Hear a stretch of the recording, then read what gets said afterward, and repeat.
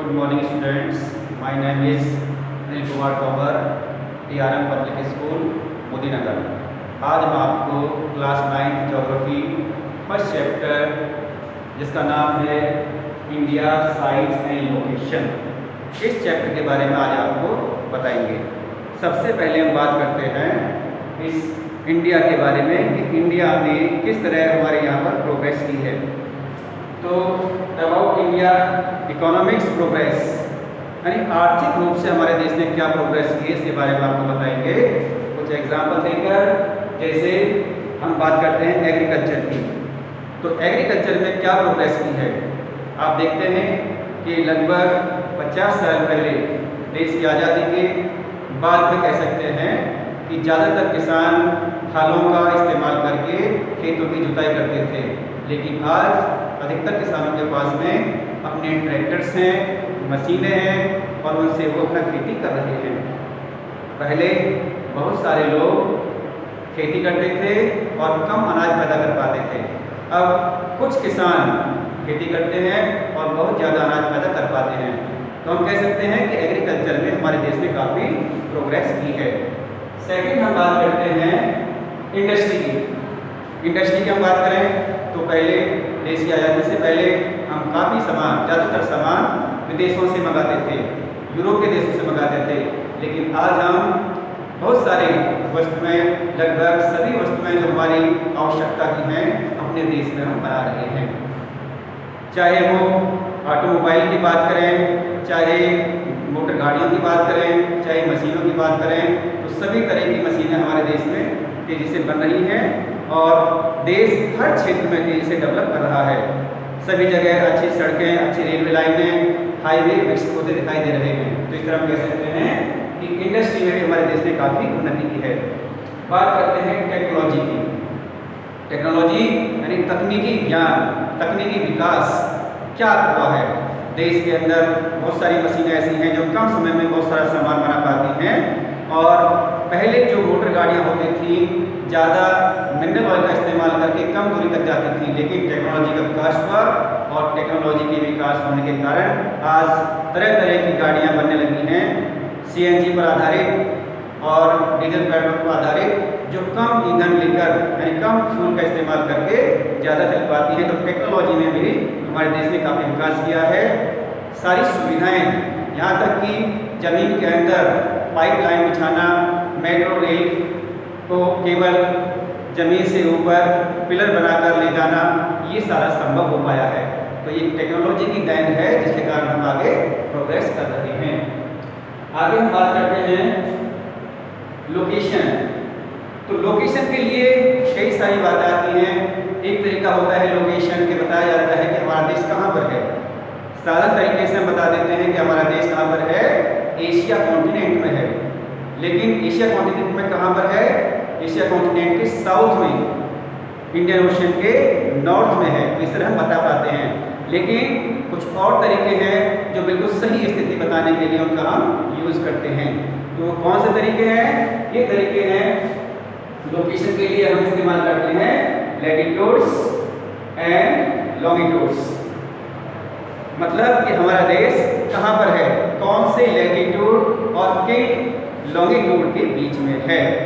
तो यहाँ हम बात कर रहे हैं, इधर आप मैप देख सकते हैं, इंडिया का मैप जो बनाया हुआ है, इस इंडिया के मैप के सबसे साउथ में जो कि यहाँ पर कन्याकुमारी है। तो कन्याकुमारी का सबसे लास्ट प्लेस जगह है, यहाँ पर ये लैटिट्यूड है जो टच करके जाता है इसे 8 degree 4 minute north. 8 degree 4 minute से शुरुआत होती है लैटिट्यूड की, और जम्मू कश्मीर का जो लास्ट बॉर्डर है यहाँ 37 डिग्री 6 मिनट से इसको टच करके लैटिट्यूड जाती है।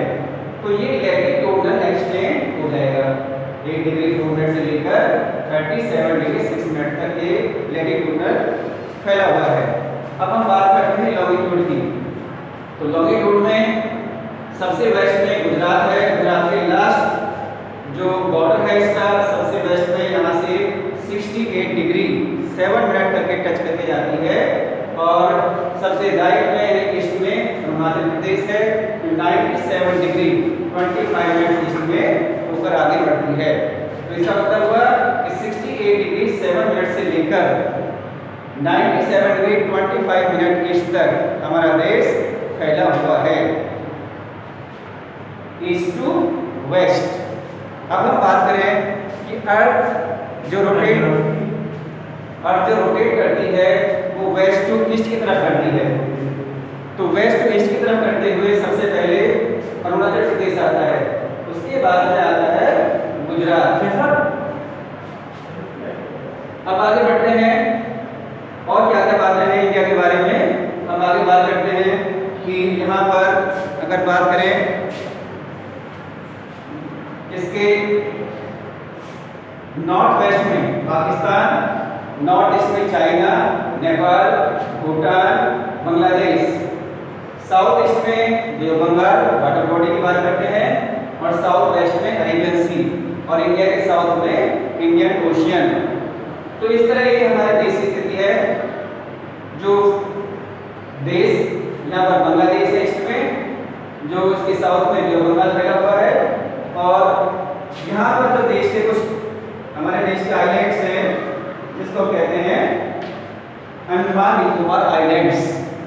तो साउथ ईस्ट में अंडमान निकोबार आइलैंड्स है, और यहाँ पर लक्षद्वीप आइलैंड्स जिसकी कैपिटल अंडमान निकोबार की पोर्ट ब्लेयर, और इधर ये लक्षद्वीप की कावरत्ती कैपिटल हो जाती है। अब हम बात करते हैं देश के अलग अलग राज्यों की कि जो स्टेट्स हैं उनमें क्या बदलाव आया है। तो ये जो जम्मू कश्मीर एक अलग राज्य था, आज इस राज्य को 2 केंद्र शासित यूनियन टेरिटरीज में बांट दिया गया है। पहला जो राज्य आता है लगभग इधर ये लद्दाख कहलाता है, और ये हिस्सा जम्मू कश्मीर कहलाता है। दोनों ही राज्य आज यूनियन टेरिटरी के रूप में बनाए गए हैं। और इस तरह से हमारे देश के जो यूनियन टेरिटरीज राज्य हैं, स्टेट्स हैं, लद्दाख, जम्मू एंड कश्मीर, चंडीगढ़ जो हरियाणा और पंजाब के बीच में है, दिल्ली यहाँ पर ये दिल्ली है, यहाँ चंडीगढ़ हो जाता है। तो number 1, number 2, number 3, number 4, number 5 आता है यहाँ पर। पहले 2 स्टेट्स थे, दमन एंड दीव और दादर नगर हवेली।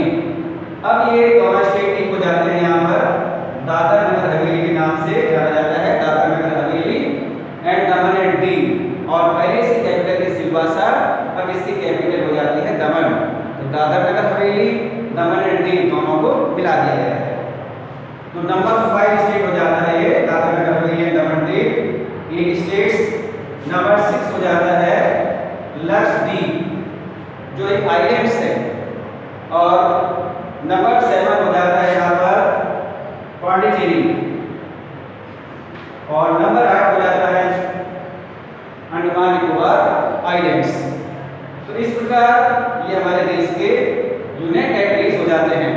अब हम बात करते हैं स्टेट्स की, जो सेपरेट स्टेट्स जिसकी पावर सीएम के हाथ में होती है।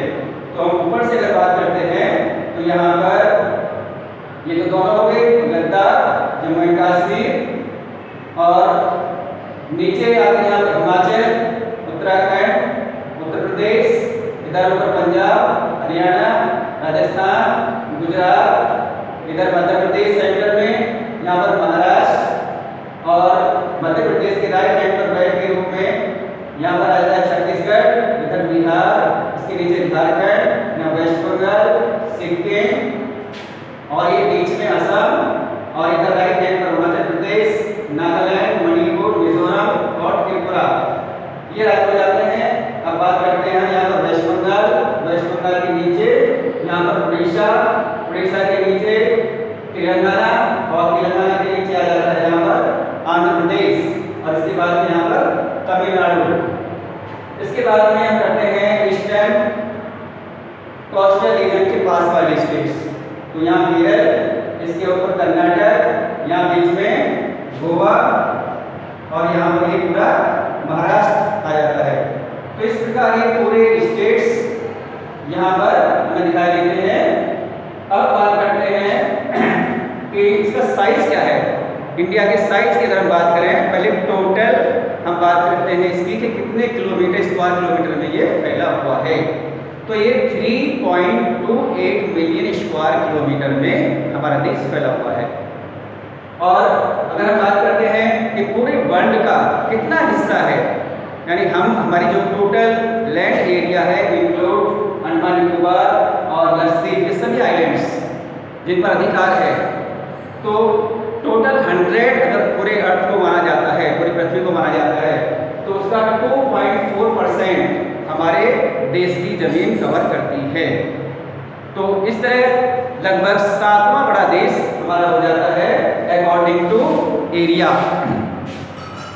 आगे हम अगर इनकी बात करते हैं तो सबसे बड़ा देश कौन सा है? रूस। रूस के बाद में कनाडा, यूएसए, चाइना, ब्राज़ील और ऑस्ट्रेलिया। ऑस्ट्रेलिया के बाद में इंडिया का नंबर आता है। और हम बात करते हैं अब इसकी लैंड बाउंड्री।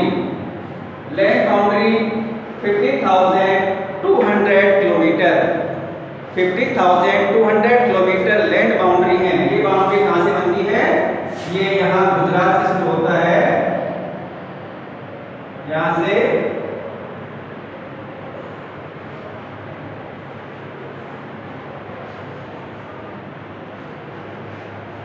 गुजरात, ये राजस्थान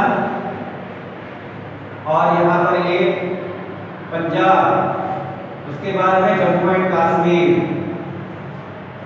जम्मू कश्मीर तक लद्दाख हो गया, इधर हिमाचल प्रदेश, हिमाचल प्रदेश के बाद में यहाँ पर यह आ जाता है उत्तराखंड, उत्तराखंड के बाद में ये यूपी बॉर्डर, यूपी बॉर्डर के बाद में इधर ये बिहार और इधर ये सिक्किम और इधर ये अरुणाचल प्रदेश,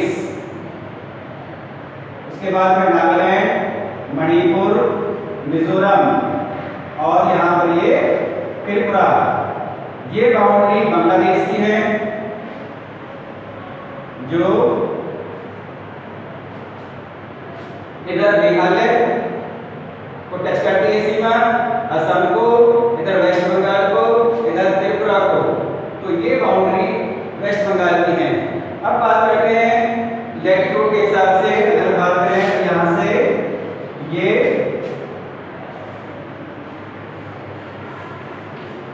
23½ नॉर्थ, ये लाइन है Tropic of Cancer. Tropic of Cancer हमारे देश के लगभग 2 पार्ट कर देती है। उसके बाद में ये तो हो गया लैंड बाउंड्री 50,200 किलोमीटर। अब बात करते हैं हम कोस्टल रीजन्स, यानी समुद्री सीमाएं हमारी कितनी हैं। तो समुद्री सीमाएं 7,516.6 किलोमीटर है। ये कहाँ से कहाँ तक बॉर्डर हो जाता है?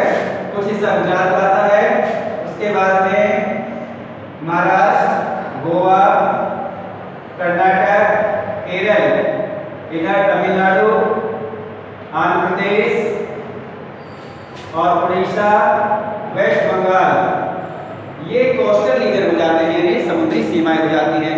कोस्ट लाइन, कोस्ट लाइन इनके अलावा और हमारी जो कोस्ट लाइन है वो आ जाती है लक्षद्वीप आइलैंड के चारों तरफ की सीमाएं कोस्ट लाइन में आ जाएंगी। अंडमान निकोबार द्वीप की कोस्ट लाइन इसके अंदर में आ जाती है। तो कुल मिलाकर ये दूरी हो जाती है 7,516.6 किलोमीटर।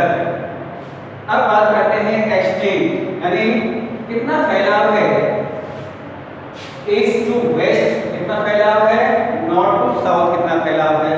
तो इसकी हम बात करते हैं 37 डिग्री 6 मिनट में से 8 डिग्री 4 मिनट माइनस करते हैं तो लगभग 30 डिग्री आता है। इसी तरह से 97 डिग्री 25 मिनट ईस्ट से लेकर 68 डिग्री 7 मिनट को माइनस कर देते हैं तो लगभग 30 डिग्री आता है। लेकिन इसमें क्या होता है, इसकी जो चौड़ाई है वो कम नजर आती है, लंबाई ज़्यादा आती है। ऐसा इसलिए है क्योंकि इक्वेटर पर सारे जो लॉन्गिट्यूड हैं उनकी दूरी बराबर होती है और जैसे जैसे आप ऊपर की तरफ जाते हैं तो सारे लॉन्गिट्यूडों की दूरी कम होती चली जाती है। लैटिट्यूड्स की दूरी कम होती चली जाती है। इस कारण से अगर इंडिया इक्वेटर पर है तो दूरी ज़्यादा होगी, चौड़ाई ज़्यादा होगी, और इक्वेटर से ऊपर है तो चौड़ाई कम होती चली जाएगी। जबकि इंडिया कहाँ पर है? इक्वेटर के 8 डिग्री 4 मिनट से शुरुआत होता है, तो इसलिए ये ईस्ट टू वेस्ट चौड़ाई कम नजर आती है, जबकि लैटिट्यूड लॉन्गिट्यूड के हिसाब से 30 डिग्री का इसका एक्सटेंट है। अब बात करते हैं आगे स्टैंडर्ड मेरिडियन ऑफ इंडिया। ये क्या है? कोई भी देश अपने यहाँ जो समय नियुक्त करता है, चूज करता है, वो किसी ना किसी लॉन्गिट्यूड से करता है। और हमारा देश ये 82 degree 30 minute east, 82 degree 30 minute east, इस लॉन्गिट्यूड पर जब सूर्य किरणें सीधी पड़ती हैं, वर्टिकल पड़ती हैं, तब हमारा देश यहाँ 12 बजे का समय मानता है, और वह देश पूरे उस समय को पूरे देश के लिए माना जाता है, क्योंकि अर्थ वेस्ट टू ईस्ट की तरफ रोटेट करती है। तो ये ईस्टर्न पार्ट से लेकर मध्य प्रदेश में दिन 2 घंटे पहले निकल जाता है अपेक्षाकृत गुजरात के। तो ये लोकल टाइम होता है। इसी जगह पर जब सूर्य बिल्कुल सर के ऊपर होता है उसे हम लोकल टाइम कहते हैं, और उसी लोकल टाइम को यदि पूरे देश के लिए मान लिया जाए तो वही स्टैंडर्ड टाइम कहलाता है। तो अगर लोकल टाइम के हिसाब से समय देखा जाए तो अलग अलग लॉन्गिट्यूड पर अलग समय होगा। तो इसलिए हमें क्या करना होता है कि ना तो हम 97 डिग्री 25 मिनट का लोकल टाइम को मानते हैं, ना ही गुजरात के। हमने इन दोनों के बीच में एक लॉन्गिट्यूड को चुना है जो 82 डिग्री 30 मिनट पर है, इसे स्टैंडर्ड मेरिडियन ऑफ इंडिया कहते हैं। तो इसके टाइम को जब ये सर के ऊपर सूर्य किरणें होती हैं, वर्टिकल एज पड़ती हैं, तो यहाँ के समय 12 बजे माना जाता है, और वो पूरे देश को मानना होता है। तो यहाँ से पूरे देश की घड़ियाँ सेट की जाती हैं। इलाहाबाद चित्रकूट के पास से बनाई जाती है, और सिंपल भाषा में हम कह सकते हैं कि नीचे जो श्रीलंका है, श्रीलंका के राइट हैंड जो बॉर्डर है, यहाँ से लाइन टच करके सीधी लाइन अगर खींच दी जाए तो ये सही जगह पर लाइन आती है। तो ये हो जाता है स्टैंडर्ड टाइम और लोकल टाइम के बारे में। अब आगे बात करते हैं सुएज कैनाल। सुएज कैनाल क्या है और हमारे देश को इससे क्या बेनिफिट मिला है? सुएज कैनाल यहाँ पर मुंबई है, और इस मुंबई से इधर लेफ्ट में अरेबियन सी है, अरेबियन के लेफ्ट में अफ्रीका कॉन्टिनेंट है, और ऊपर की तरफ सारे यूरोपियन कंट्री आ जाते हैं। उसके बाद में अफ्रीका और यूरोप को पार करके आता है अटलांटिक ओशियन। तो अटलांटिक ओशियन के लिए यहाँ से जो रास्ता जाता था वो अफ्रीका के, यहाँ आप देख सकते हैं इसको, ये इंडिया का एक छोटा मैप बनाया गया है, मुंबई है। तो पहले क्या होता था कि मुंबई से ये नीचे अफ्रीका के लिए रास्ता जाता था, तब जाकर यहाँ यूरोपियन कंट्रीज में आ पाते थे। तो बहुत लंबा रास्ता होता था। अब क्या किया कि यहाँ से ये रास्ता यहाँ तक तो था, लेकिन ये आगे रास्ता बंद था। यहाँ रेड सी है, रेड सी के बाद में ये लैंड एरिया आ जाता है, और उसके बाद में मेडिटेरेनियन सी। तो ये रास्ता यहाँ से यहाँ तक खोलना था। यहाँ से यहाँ तक क्या बनाया गया? यहाँ पर ये एक कैनाल बनाई गई जिसका नाम है सुएज कैनाल, और उस सुएज कैनाल के बनने से लगभग 7,000 किलोमीटर रिड्यूस हो जाती है between the Mumbai and great Britain, European countries. और जब रेड सी से इस कैनाल को क्रॉस करते हैं तो मेडिटेरेनियन सी में पहुंच जाते हैं। उसमें पहुंचने के बाद में फिर सारे यूरोपियन कंट्री से कनेक्ट हो जाते हैं बहुत जल्दी ही, और अटलांटिक ओशन में एंट्री हो जाती है। तो इस तरह ये सारा फायदा मिलता है सुएज कैनाल का। जो सुएज कैनाल है ये 1869 में इसको ओपन किया गया था। इसके बाद में आपको हम बताएंगे कि हमारे देश की क्या स्थिति है दूसरे देशों में, और यहाँ से क्या क्या सामान दूसरे देशों में जाता रहा है, क्या फ़ायदा मिलता है इसको। अब हम बात करें, कई सारी चीज़ें आती हैं कि देश के अंदर पहले रास्ते कैसे थे, आज कैसे हैं। तो पासिस के द्वारा जब तक समुद्री सीमाएं एक रुकावट बनी हुई थी, समुद्री रास्ते एक रुकावट थी, उससे पहले हम यहाँ हिमालय है, हिमालय 3 रेंज हैं, हिमाद्री, हिमाचल, शिवालिक। तो इनके बीच से कुछ रास्ते हैं इस तरह, जिसको कहते हैं पासिस। तो समुद्री रास्ते पहले ज़्यादा नहीं थे, ना ही इतनी अच्छी नावें थी, ना ही जहाज थे। तो लोग लैंड के रास्ते से, जमीन के रास्ते से दूसरे देशों में जाते थे, यात्रा करते थे। तो ये पासिस कहते हैं इनको। Passes as a between two hills, यानी way between the two hills, it is called the passes, जिसे हम कहते हैं दर्रा। तो इन दर्रों से होकर लोग रेशम का व्यापार होता था, गरम मसालों का व्यापार होता था। तो ये चाइना के लिए और इधर ये अरेबियन सी कंट्री के लिए इन रास्तों से लोग जाते थे। तो ये रास्ते हो जाते हैं पासिस, जिसके द्वारा लोग आते रहे हैं। और हमारे देश की कई सारी चीज़ें जो रूट्स हैं, इनके द्वारा ही बहुत सारी रामायण है, पंचतंत्र हैं, इंडियन न्यूमेरिकल्स है, डेसिमल सिस्टम्स हैं, ये सारे स्पाइसेस, मसलेस और दूसरे सामान दूसरे देशों में गए और बाहर का सामान हमारे देशों में आता रहा है। इसके अलावा जो स्टाइल्स हैं, मकान बनाने के स्टाइल्स हैं, वो भी मीनार्स हैं और डोम स्टाइल्स, जो गुंबद बनती हैं, जैसे लाल किला है, कुतुब मीनार है। ये सारी चीज़ें अरब कंट्रीज से, अरब के लोग जब यहाँ आए तो उन्होंने यहाँ पर इनको बनाया। अब आगे बात करते हैं इंडिया एंड नाइबर्स। तो नाइबर्स यानी पड़ोसी देश की बात करते हैं। तो इधर पाकिस्तान आ जाता है वेस्ट में, नॉर्थ में, नॉर्थ ईस्ट में, इधर नॉर्थ वेस्ट में अफगानिस्तान है, इधर चाइना है, नॉर्थ वेस्ट में इधर नेपाल, यहाँ भूटान, इधर म्यांमार और इधर ये अगर ईस्टर्न कंट्री की बात करें तो इंडोनेशिया है, मलेशिया है, जावा है, सुमात्रा है, जापान है, साउथ कोरिया, नॉर्थ कोरिया। और साउथ की बात करें, साउथ ईस्ट की, तो ऑस्ट्रेलिया कॉन्टिनेंट है। इसके अलावा साउथ में 2 आइलैंड्स हैं हमारे देश के, आइलैंड्स कंट्री है, जैसा इसमें देख रहे हैं नीचे का यहाँ पर है श्रीलंका और इधर एक छोटा कंट्री है मालदीव्स। तो ये मालदीव्स और ये हमारे देश के 2 आइलैंड्स हैं जो इसको जोड़ते हैं। तो इस तरह आप कह सकते हैं कि हमारे देश की स्थिति काफ़ी मजबूत है और सभी तरह से हमारा देश डेवलप कर रहा है। और दुनिया से अलग अलग जो दिखाई देता है वो केवल हिमालय है, इसके द्वारा हम इसको अलग अलग देख पाते हैं। थैंक्स।